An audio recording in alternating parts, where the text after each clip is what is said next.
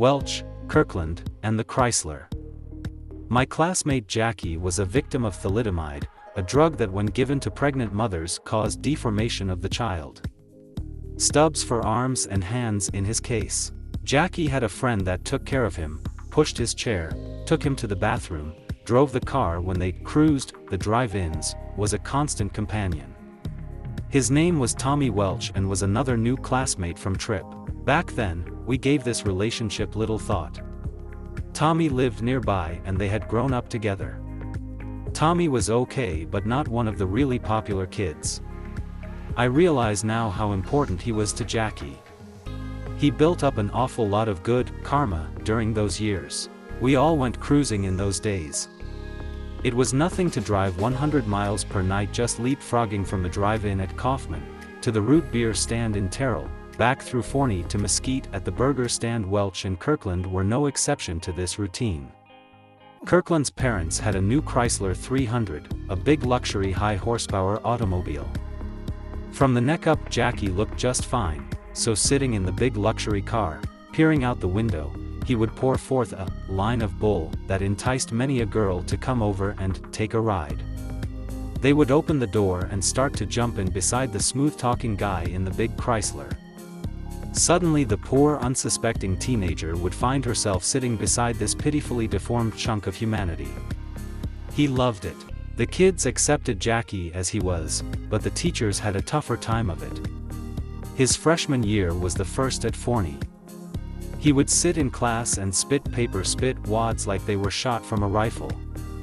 The teacher could not send him to the principal for a meeting with the board.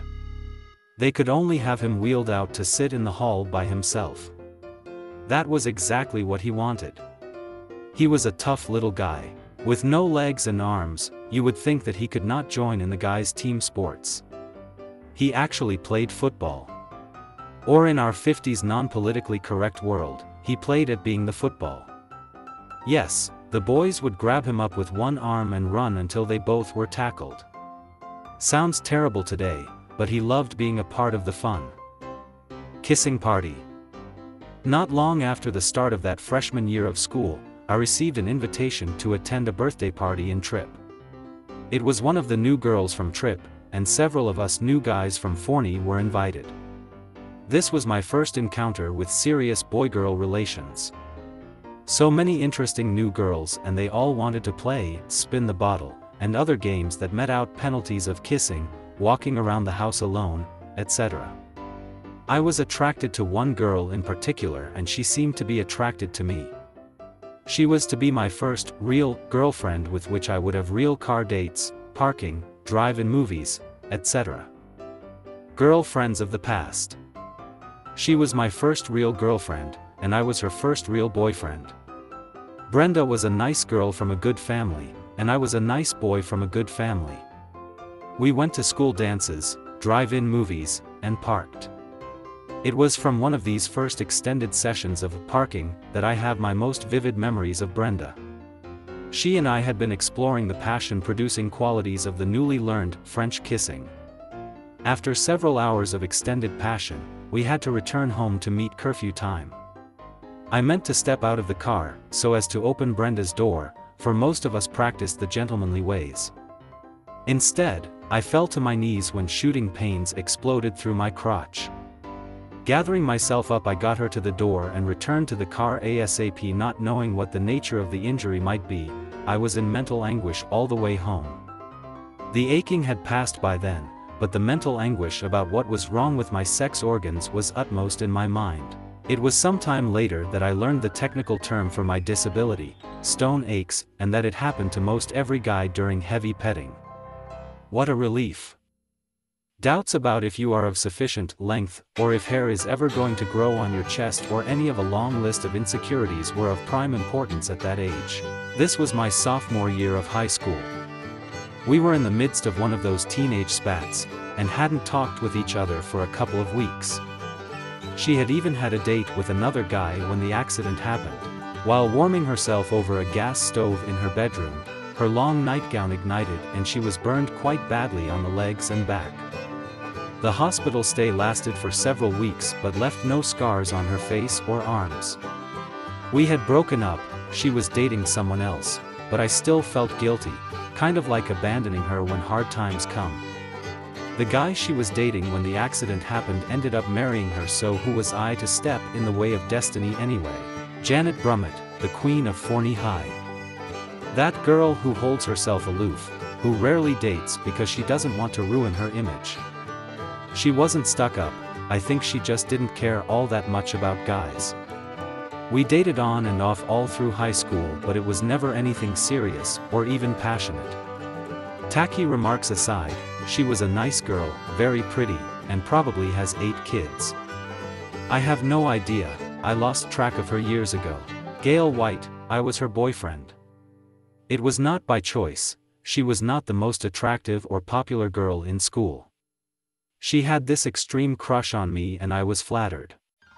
She would leave notes in my locker, smile gushingly in the hallway, etc., etc. I caught some kidding from the other guys about her attention.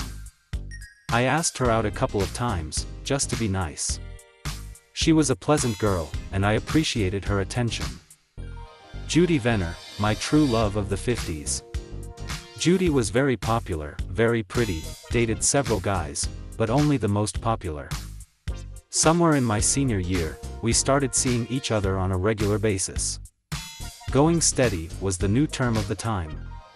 I was in love, and the problems of going off to college and leaving Judy behind were starting to disturb me.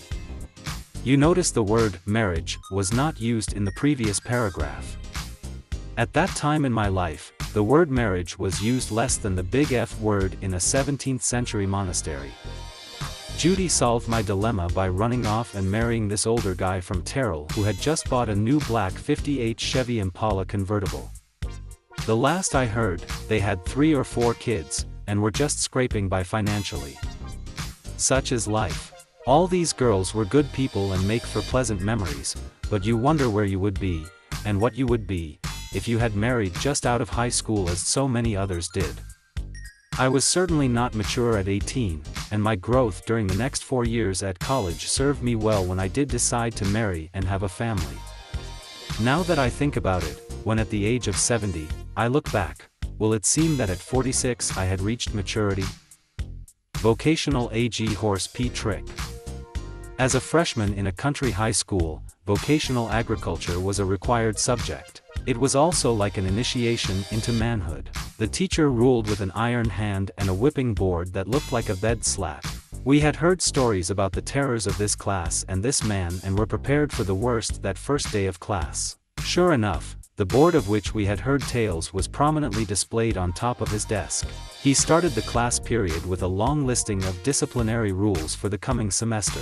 Midway through the class period he pulled out a large beaker of yellow foaming liquid and announced this horse piss was from a local farm animal and that we would be making field trips to various ranches in the coming year. He opened the beaker, inserted his finger into the yellow liquid as he talked. Then he announced that he wanted us to learn some things in his class today. He stuck his finger in his mouth and announced that there was a somewhat salty taste to it. We were horrified, but not nearly as much as when he started to pass the beaker around and demand that we do exactly what he had done. Call it a mental block or whatever, but I don't remember if I did or not. When class ended that day, he said it was time to complete the lesson for the day. Boys, I want you to be observant and use your heads when in my classroom. Only a fool would lick horse piss. I dipped the fingers of my right hand, and licked the fingers of my left hand. I still remember. Blackie, the show calf. Part of the requirements of the vocational agriculture class was that we raise some type of farm animal. You were supposed to keep records and make a commercial project from this learning experience. It was a tradition that the elite animal to raise was a show calf to be displayed and sold at the Texas State Fair in the coming fall. I, John Bowles, Jimmy Dozier, and Charles Futrell all decided to go all the way and raise a calf.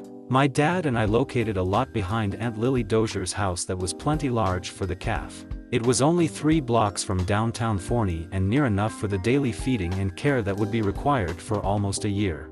A local businessman, James Brooks, said he would help out the young agricultural students and sell one of his young calves at a good price. Dad, I, and the teacher went out into the pasture and surveyed the young animals for the best potential show quality animal. He should be short, not leggy, broad, not long-necked or skinny, square like a brick, and his tail bone should not stick up but tuck down into his rear. We chose the young calf, a feisty black Angus, and I named him Blackie on the spot.